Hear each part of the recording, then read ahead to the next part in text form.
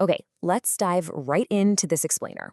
We're going to untangle the seemingly chaotic, constantly shifting world of Israeli politics. And trust me, we are going to find the hidden rules of the game. If you've ever looked at the headlines coming out of the Knesset, that's Israel's parliament, you might think it's just pure, unpredictable chaos, literally just a mess of moving parts. But there's actually a highly calculated logic underneath the whole shebang. And today, we're mapping it out. Think about it like building a fantasy sports team. Just like drafting players to fill really specific roster spots, party leaders are constantly scouting for specific politicians who can pull in very specific demographics. It's all about building that winning coalition. They will form entirely new, seemingly contradictory alliances for one reason, just to survive the political season. Which leads us to a pretty fundamental question, right? Why is a parliamentary system with so many shifting alliances not actually chaotic, but, well, highly calculated? To understand this, we've got to look way beneath the surface of the daily news cycle and examine the massive tectonic plates actually driving the action. So, here's our roadmap to peel this onion. First, fantasy political teams. Second, voting by tribe. Third, demographics and the draft. Fourth, the security trump card, and finally, shifting coalitions. Okay, part one, fantasy political teams and building coalitions. Let's start with the high-stakes maneuvering happening right now among former leaders. Former Prime Ministers Naftali Bennett and Yair Lapid have actually created a joint party called Yahad, which translates to together. They're attempting to piece together a new center-right and center-left coalition, which, as you can imagine, involves managing some truly massive political egos. To pull this off, they're relying on what we can call the Eisenkot factor. Bringing a highly respected former IDF chief like Gadi Eisenkot into the fold is a highly calculated move. It's designed specifically to attract disaffected voters who lean right, but are, quite frankly, just deeply frustrated with the current government. It's pure political matchmaking, finding the exact right player to bridge a seemingly impossible divide. Moving right along to part two, voting by tribe and identity politics. Now, this raises a really fascinating question. If voters are angry about closed schools, high taxes, or incompetent governance, why don't they just switch sides based on policy, like we see in so many other democracies?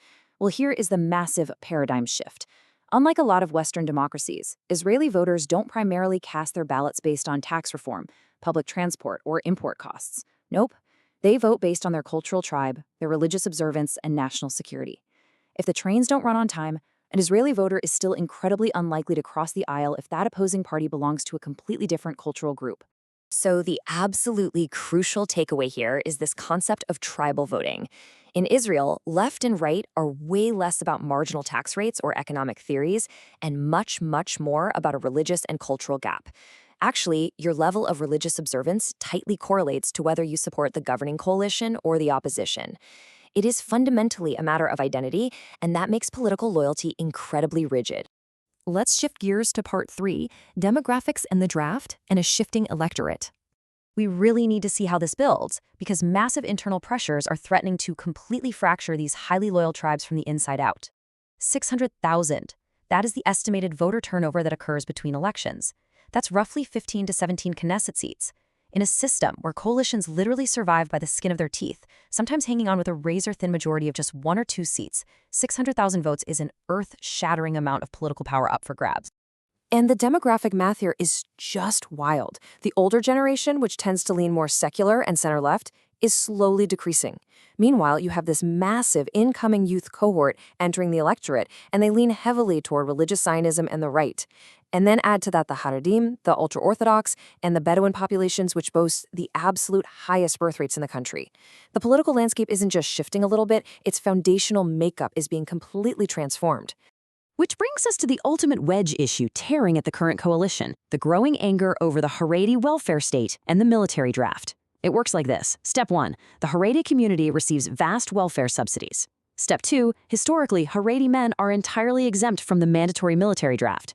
And step 3, immense resentment builds up among the religious Zionist and secular taxpayers and soldiers who are bearing both the economic weight and the very heavy human cost of national defense. It's creating an absolutely unsustainable pressure cooker right in the middle of the electorate. Which brings us to part 4, the security trump card, the ultimate wedge. We've seen the tribes, and we've seen the demographic tensions, but there is one final overriding element to this explainer. If these cultural boundaries are so incredibly rigid, what single issue has the power to actually shift a voter's allegiance, or even just get them off the couch and to the polls in the first place? One word: security. Security is the absolute trump card in the Middle East. It is the one massive existential issue that brings an Israeli to the ballot box above absolutely everything else we've discussed today. You see, the visceral experience of mandatory military service in the IDF provides direct contact with adversaries, naturally pulling younger voters rightward. Furthermore, the immense gravity of the events of October 7th fundamentally unified and hardened stances across both secular and religious lines. Security platforms completely overshadowed daily government's complaints. A voter might be furious that their local schools are underfunded or that grocery prices are through the roof.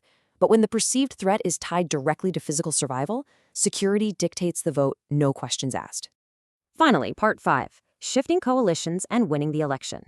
Let's bring all these threads together to see how elections are actually won or lost in this unique ecosystem. In a lot of countries, an unhappy voter just flips their vote to the other guy, right? Not here, because crossing over to another tribe, like a religious voter sitting with a secularist party or a right-wing voter choosing an Arab party, that's viewed as an unforgivable betrayal by their base. Therefore, elections are often decided simply by how many frustrated, disenfranchised voters decide to just stay home. Turnout within your own tribe is quite literally everything. So, as the next election approaches, we're left with this massive question. Will voters reward the politicians who promise the strongest security framework? Or will the crushing weight of the military draft and deep tribal fatigue finally break the system? It's a high-stakes game where the rules are constantly evolving. What's going to break first? I guess we'll all be watching to find out.